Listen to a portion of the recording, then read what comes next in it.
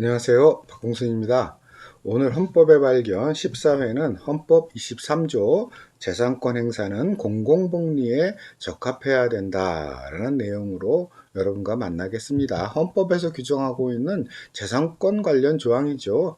헌법 내용을 보면은요, 23조 1항에 이렇게 규정하고 있습니다. 모든 국민의 재산권은 보장한다. 그 내용과 한계는 법률로 정한다 라고 하고 있고요. 2항에서는 재산권 행사는 공공복리에 적합해야 된다라고 규정을 두고 있습니다. 자, 우리는 모든 국민의 재산권은 보장된다라는 이 내용은 기본적인 보장 내용을 얘기를 하는 건데요. 재산권의 특징상 재산권은 행사되는 데 의미가 있어요. 내가 그것을 권한으로 행사하는 과정에서 어떤 점이 어떻게 보장되고 제약되는가, 이게 핵심이기 때문에 행사와 관련된 조항이 오히려 더 중요한 내용이라고 볼 수 있어서요. 2항에 재산권 행사는 공공복리에 적합해야 된다는 것이 이 재산권 조항에 어떻게 보면 실질적인 의미에서는 가장 중요한 조항이라고 볼 수 있겠습니다. 우리는 재산권에 대한 통념이 어떻게 형성되어 있냐 하면은 자본주의 사회에서 재산권은 무제한적이고 무조건적인 것이다. 어떠한 경우에도 제한되어서는 안 되고 마치 천부인권처럼 무조건적으로 누릴 수 있는 권한인 것처럼 생각하는 경향들이 있어요. 실제로 국회에서든 아니면은 언론의 토론에서든 그런 주장을 서슴지 않고 하는 사람들이 있는데요. 헌법에 대한 무지의 다름 아니고요. 자본주의 사회에 대한 무지이기도 해요. 자본주의 사회에서 아담 스미스가 얘기한 그 정도의 어떤 100% 완벽한 시장 경제가 어디 있어요. 그런 걸 취하고 있는 나라는 세상에 하나도 없고요. 그 다음에 무제한적인 재산권을 보장하는 나라도 없습니다. 우리나라 헌법이 특별한 게 아니라 대부분의 국가에서 가지고 있는 내용이에요. 재산권 행사는 공공복리에 적합해야 된다. 그러면 공공복리라는 건 뭘까요? 사회 전체의 이익, 공공의 이익을 말하는 거죠. 즉 개별적인 사적 이익의 추구에 전적으로 맡겨서는 안 된다는 것이고요. 그것이 공공의 이익과 충돌할 때는 조화를 이루어야 된다. 만약 그것을 넘어서는 사적 이익 추구는 사회적으로 법적으로 제한해야 된다라는 조항을 가지고 있는 것이고요. 모든 나라들이 이에 근거해서 사회가 운영되고 있죠. 그런 점에서 재산권을 마치 무제한적이고 무조건적이고 어떤 경우에도 보장돼야 되는 권리처럼 주장하는 것, 또 그것만이 시장경제고 자본주의다라고 얘기하는 것은요, 스스로의 무지를 그대로 드러내는 발로다, 이렇게 봐야 되겠죠. 그 배경 그림으로 쓴 게 반고흐의 감자 먹는 사람들인데요. 보면은 온 가족이 모여서 저녁 식사를 하는 중인데요. 하루 종일 일했잖아요. 얼마나 피곤하겠어요. 그런데 고작 먹는 게 삶은 감자 몇 조각 하고요. 차 한 잔이에요. 뭐 당시 19세기 중후반 조건에서 이렇게 일상을 살아가는 농민들이, 또 노동자들이 많았던 거죠. 자, 그런데요. 무제한적인 재산의 격차가 허용된다고 한다면요. 또 그런 것을 상식으로 갖는다고 하면은요. 현실에서 나타나는 재산의 어떤 천문학적인 격차 문제가 아무 제한 없이 유지될 수밖에 없는 사태가 벌어져요. 예를 들어서요, 사회 한편에서는 알마스 캐비어라는 게 한 통에 3천만 원이라고 하고요. 그 다음에 백송로버섯은요 2억 원으로 호가한대요. 하지만 그것을 자주 먹는 사람들이 있죠. 뭐 그걸 먹는 걸 뭐라 그러는 건 아니고요. 재산의 격차가, 또 소득의 격차가 어느 정도까지 허용돼야 되느냐, 이것은 사회적으로 고민스러운 문제일 수밖에 없고요. 그런 빈부격차 혹은 소유의 차이를 사회적으로 완화시키고 조율하고 조화시키기 위한 노력은 사회가 가져나가야 될 하나의 책무이고 의무이다라는 점을 헌법이 규정하고 있는 거고, 그에 맞게 사회를 운영해 나가야 되겠죠. 사실은 재산권이라는 것은요, 근대에 들어와서 형성이 되는데, 그 가장 중요한 기준, 잣대 역할을 한 것이 존 로크의 통치론에 나오는 소유에 대한 중요한 규정이에요. 한번 읽어보겠습니다. 대지와 그것에 속하는 모든 것은 부양과 안락을 위해 모든 인간에게 주어졌다. 자연이 제공한 것을 꺼내어 노동을 섞으면 그의 소유가 된다. 신은 즐길 수 있는 만큼, 썩기 전에 사용할 만큼만 주었다. 노동에 의해 소유할 만큼 주었다. 이보다 많은 것은 그의 몫을 넘어서며 다른 사람의 몫에 속한다. 이렇게 규정하고 있습니다. 사실은요, 이 근대적인, 그리고 이 근대적 소유권 개념이, 재산권 개념이 현대까지 이어져 오고 있는 건데요. 요게 당시에는 굉장히 중요한 논쟁이었고 과제였어요. 왜냐하면은 중세에서 근대로 넘어오면서 서양에서 권력이 과거에 신에 의해서 부여된 것이고 신분에 의해서 부여된 것이다라는 이 대전제가 무너졌잖아요. 과거에는 신권이었잖아요. 신권사회. 신으로부터 부여받은 권한, 신분으로부터 부여받은 권한을 내가 행사하는 거니까 너희들은 무조건 따라라 이런 거였잖아요. 하지만 그것의 이론적 근거라든가 신념이 다 무너져 버린 것이 바로 프랑스 대혁명 이후의 유럽 사회였었던 거고 근대 사회였던 거죠. 그러면은 권력의 근거가 어디에 있어야 되느냐? 그 합리적인 이성적인 논증이 가능해야 됐거든요. 과거처럼 폭력으로만 지배하거나 신을 통해서 지배하려고 하는 것은 더 이상 설득력이 없는 사태가 되어버린 거예요. 그런 사회가. 그래서 그것을 대신하게 됐던 것이 우리가 잘 아는 존 노크라든가 장자크 루소라든가 이들로 대별되는 사회계약론이었죠. 사회는 자유로운 개인들이 이성적이고 합리적인 판단에 의해서 국가를 만들고 사회를 만들고 법을 만드는 거다. 그게 바로 복지사회의 가장 중요한 이론적 뿌리가 되는 거겠죠. 그런데 권력만큼이나 중요한 게 하나 더 있어요. 재산이죠.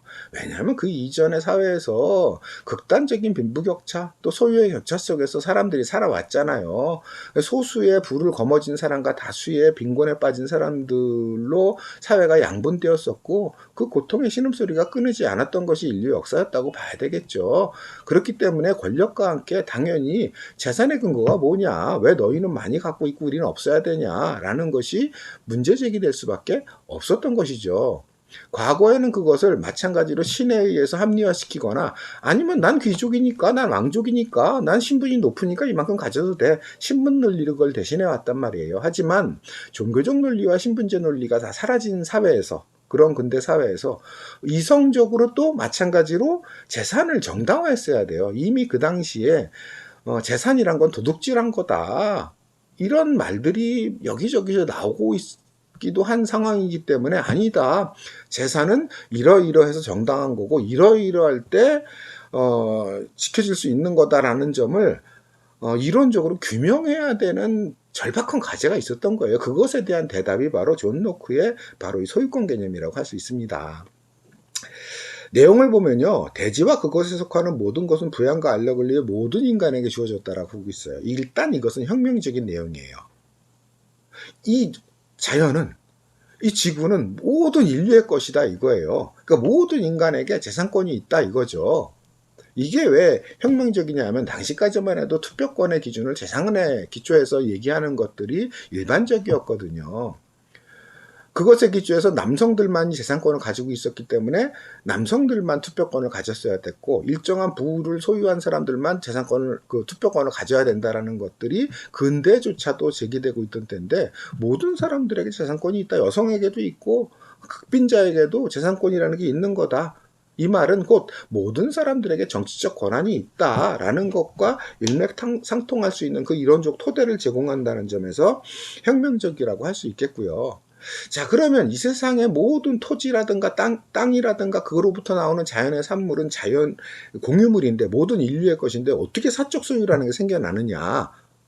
그 비밀의 열쇠를 존 노크는 노동에서 찾고 있습니다. 자연이 제공한 것을 꺼내어 노동을 섞으면 그의 소유가 된다. 즉 소유의 근거, 재산권의 근거를 노동에 두고 있는 거예요.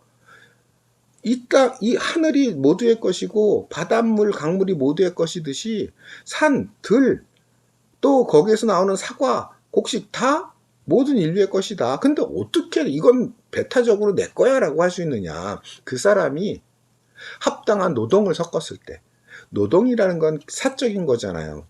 다른 건 몰라도 나의 정신적 육체적 노동은 나에 속한다라는 것은 부정할 수 없는 사실이잖아요. 그럼으로써 사적인 노동이 공적인 자연물과 공유물인 자연물과 섞여서 그 섞인 만큼은 그 노동을 투여한 사람의 몫이다. 여기서부터 소유권은 발생하는 거고, 그렇기 때문에 소유권은 정당하다. 그러므로 재산권은 보장돼야 된다. 이런 얘기를 하고 있는 거죠. 그런데 그러면 이제 문제가 생겨요. 그러면 욕심 많은 사람이 그 땅을 전부 다 자기 거로 노동을 통해서 가져가면 어떡할 거냐? 그럼 나머지 사람들은 또 이후의 인류는 자기가 개간할 땅도 없고 뭔가를 할 수 있는 여지가 사라져버린다는 문제 아니냐? 여기에 대해서 로크는 그거 걱정하지 말아라. 땅덩어리는 넓다, 일단 기본적으로. 그리고 재산권은 그렇게 무제한적으로 보장되는 게 아니다라는 점을 토를 달고 있는 거예요. 어떻게? 신은 인간이 즐길 만큼만 주었다.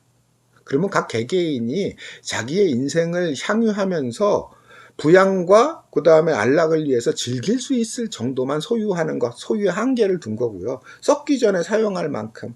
다시 말해서 곡식이나 과일을 잔뜩 있는 대로 쌓아두는 것, 그거 인정 안 된다는 거예요. 나는 쌓아두고 썩어가고 있는데 사람들은 굶주리고 있어. 이런 정도의 소유권은 인정 안 된다는 거죠. 그런 점에서 공적인 이익과 공적인 어떤 요소와 조화를 이루어야 된다는 것이고요. 그런 점에서 제한을 둔 건데, 이 모든 것의 밑바탕에는 노동에 의해 소유할 만큼만 주었다. 직접적인 소유의 권한은 노동으로부터 오기 때문에 그 한정을 두고 있는 거라고 말해야 되겠죠. 그런데 물론 로크의 이 논리의 뒷부분에서는 조금 자본주의가 가지고 있는 소유권 논리를 정당화하는 면들이 상당히 많이 나와요. 자연의 산물, 곡식이나 뭐 과일은 썩죠. 하지만 돈은 안 썩잖아요. 그러니까 노동의 결과로 획득한 화폐, 돈에는 썩는 것이 아니기 때문에 무제한적인 소유의 가능성을 열기는 했으나, 하지만 그럼에도 불구하고 노동을 통해 소유할 수 있는 만큼이라는 한정을 뒀기 때문에 우리가 현실에서 이것이 어떻게 적용될 수 있을까를 고민해야 되겠죠. 자, 그림으로 보자면요. 존 커리라는 미국 화가의 대지라는 그림인데요. 존 로크의 논리를 이 그림을 통해서 우리가 한번 생각해 볼 수 있어요. 벌써 한눈에 건장한 아빠가 있고 그 옆에 그 아이들이 있죠. 그리고 곡식이 알날이 다 맺혔어요. 이제 풍년이 들 것 같아요. 이제 미리 들판에 촥 다 익어가고 있고요. 당연히 이 사람은 봄부터 땅을 갈고 씨를 뿌리고 그 다음에 온갖 노동을 이 안에 기울여 왔겠죠. 그리고 이렇게 노동으로 자기의 노력을 기울인 만큼 그 땅과 개간한 땅과 거기서 나오는 작물은 이 사람의 거다라고 말할 수 있는 거고요. 내 아이가 그 부모에 속하듯이 그 어렸을 때는 독립하지 못한 어릴 때는 그 부모에 속하듯이 마찬가지로 땅도 이 사람의 자식이다. 개간한 땅도 노동을 기울였다면, 그리고 그 곡물도 그 사람의 자식이고 그 사람에게 권한이 있다. 이런 것들을 우리가 그림을 통해서 한번 연상해 볼 수 있는 것이고요. 그렇게 권한이 생긴다는 것은 배타적인 권한이 되겠죠. 그 오른쪽에 보면은 사유지, 출입금지라고 써 있는데, 내가 노동을 통해서 획득한 권한, 재산권이라면은 그것에 대해서 남이 침해할 수 없는 어떤 권리가 생기는 것이고, 그것은 배타적인 권리의 성격을 갖는다라는 것을 말해주고 있는 건데요.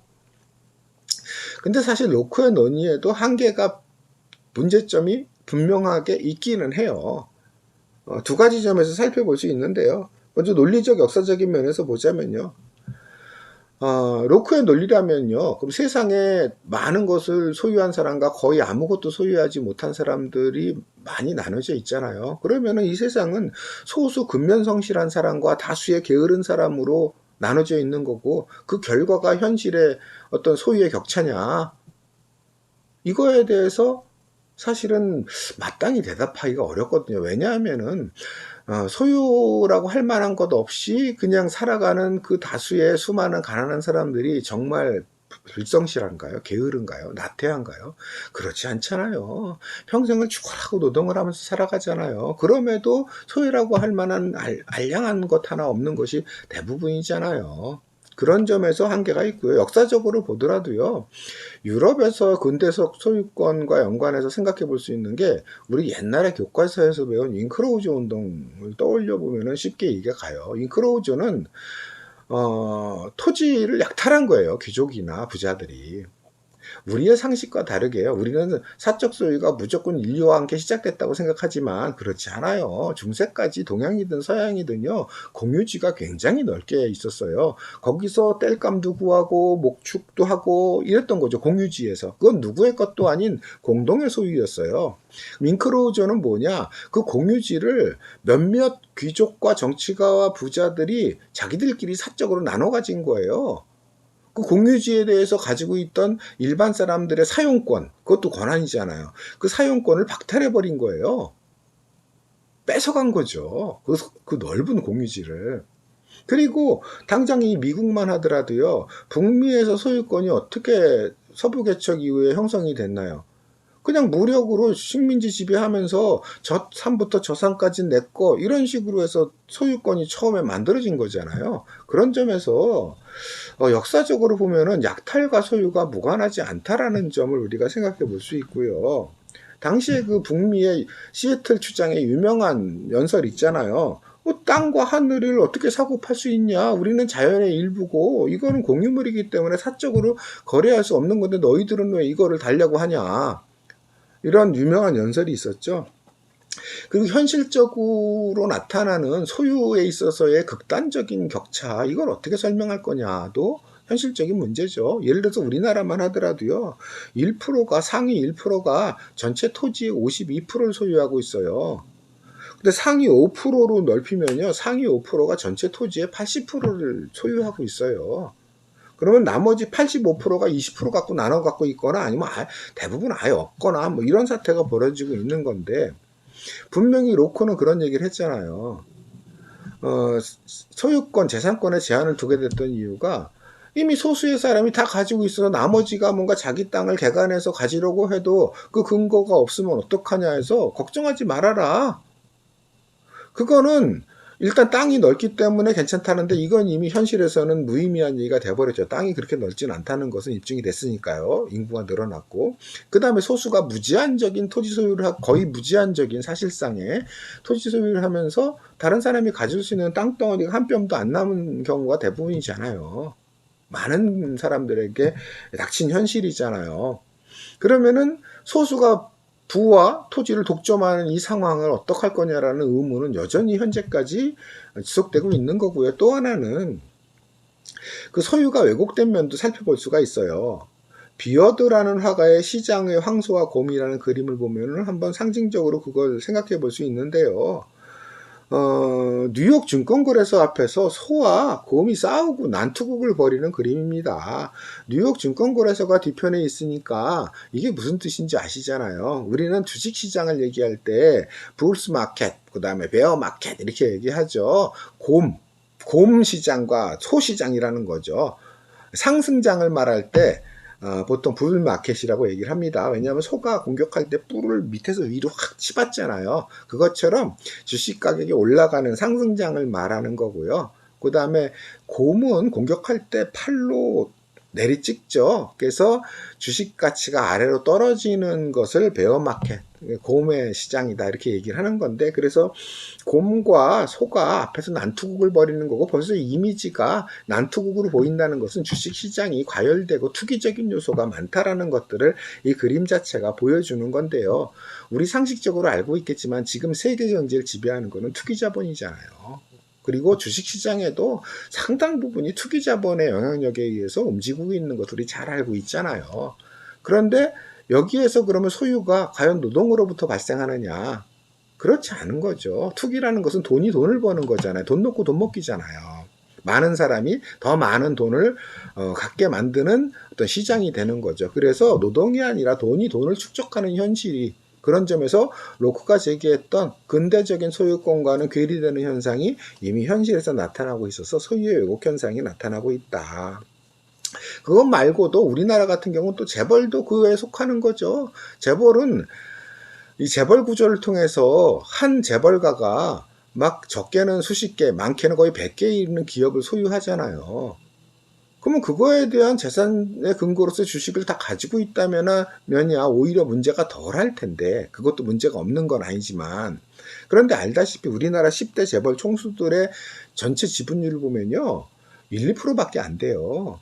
그 수십 개 혹은 100개 이르는 회사 전체의 주식 지분에서 고작 1%나 2%를 가지고 그 전체적인 지배를 하고 있는 거예요. 지주회사라든가 이런 제도를 통해 가지고 한 기업을 확실히 지배하면 이게 문어발식으로 꼬리를 치면서 나머지 기업도 수십 개를 몽땅 지배하는 현실이 벌어지고 있는 것이 우리죠. 세계적으로도 유례를 찾아보기 힘들 정도의 기업 구조를 갖추고 있고 그것을 법적으로 보장해주고 있는 것이 우리 한국 경제라고 할 수 있는데요. 이건 역시도 소유의 왜곡이라고 할 수 있는데, 그러면 이런 소유의 왜곡이 어떻게 고쳐지고 어떻게 정당한 소유, 합리적인 소유로 사회가 재편될 거냐, 경제 구조가 재편될 거냐, 혹은 기업 구조가 재편될 거냐 하는 것은 우리들에게 중요한 과제일 수밖에 없는 거죠. 그런 점에서 재산권은 사회적으로 개입돼야 되고, 그 다음에 왜곡된 것을 고쳐야 되는 대상이 되는 거고요. 반대로 소유권을 마치 신성불가침의 권리인 양, 어떤 경우에도 침해할 수 없는 것인 양, 이것에 대해서 방어하려고 하는 논리가 얼마나 궁색한 건지를 알 수 있는 거죠. 다음 그림 보면은요, 제가 일부러 이미지로 아주 고층 아파트와 그다음에 곧 쓰러질 것 같은 아주 허름한 주택을 비교했는데, 우리 사회가 가지고 있는 어떤 소유의 격차를 보여주는, 상징하는 그 사진인 것 같아요. 하지만 현실은 이것보다 더 어렵죠. 우리가 그 유명한 영화 기생충을 통해서 봤듯이 그나마 지상에 허름한 집이라도 가지고 있으면 다행이죠. 수많은 사람들이 지하 단칸방, 반지하 단칸방에 살아가고 있는 것이 현실이고요. 그리고 사실은 우리 서울이나 수도권의 자가 소유율, 주택 소유율이 48% 정도밖에 안 되거든요. 7대 지방 대도시, 우리나라 전체 대도시도 마찬가지예요. 자기 주택 소유율이 51, 2%밖에 안 돼요. 서울이 조금 더 낮은 거고요. 그럼 반 정도는 자기 집이 없다는 얘기거든요. 도시에 사는 사람들 중에. 근데 주택 보급률은 이미 100%를 넘은 지 오래예요. 그러면 소수가 더 많은 집을 가지고 소유하고 있고 다수가 집 없이 살아가고 있는 현실이다라는 걸 보여주고 있는 건데, 그나마 집을 소유하고 있는 사람들 중에서도 적지 않은 사람들이요, 거의 70%, 80%를 은행융자에 의존하고 있는 경우들이 많아요. 그래서 자조적으로 그런 얘기 하잖아요. 사실상 우리 아파트에서 내 거는 화장실밖에 없어. 안방, 건너방, 거실은 은행 거야. 뭐 이렇게 자조적인 얘기를 하잖아요. 20년, 30년에 걸쳐가지고 빚쟁이로서 그걸 다 갚아나가야 되는 거기 때문에 당장의 소유는 화장실 하나뿐이 없다. 이런 얘기를 하는 거죠. 그만큼 이미 50% 정도 속하고 있는 자가 소유조차도 허구적인 면이 많은 거고요. 그것까지 고려한다면 얼마나 소유의 격차가 극단적으로 벌어져 있는 사회인지를 볼 수 있게 하는 겁니다. 유럽 같은 경우는요, 그래서 이런 주택 소유와 관련해서 예전부터 스쿼드 운동이란 게 있었어요. 장시간 빈집으로 방치되고 있는, 당연히 소수가 여러 채의 집을 가지고 있고 그 중에 방치되고 있는 집들이 있을 것 아닙니까? 뭐 일본만 하더라도 지금 빈집이 830만 채라 그러잖아요. 유럽도 빈집들이 꽤 있고요. 부의 편중, 소유의 편중 때문에 불가피하게 나타나는 현상이라고 볼 수 있겠는데요. 그러면 그 빈집에 대해서 일종의 헌법이 보장하는 국민의 주거의 권리를 행사한다는 차원에서 빈집 점거 운동이에요. 빈집 들어가서 살겠다는 거예요. 법률과 충돌하는 면이 있죠. 주거침입죄와 연관될 수 있는데, 흥미로운 것은 유럽이나 이런 나라들 보면은요, 스쿼트로 들어가서 살고 있잖아요. 그럼 주인이 들어와서 자기 재산권을 주장하면은 그 재산권을 국가로서는 부정할 수는 없잖아요. 그런데 나라마다 다르긴 하지만 한겨울에는 못 나가게 하는, 내보내지 못하게 하는 나라들이 꽤 있어요.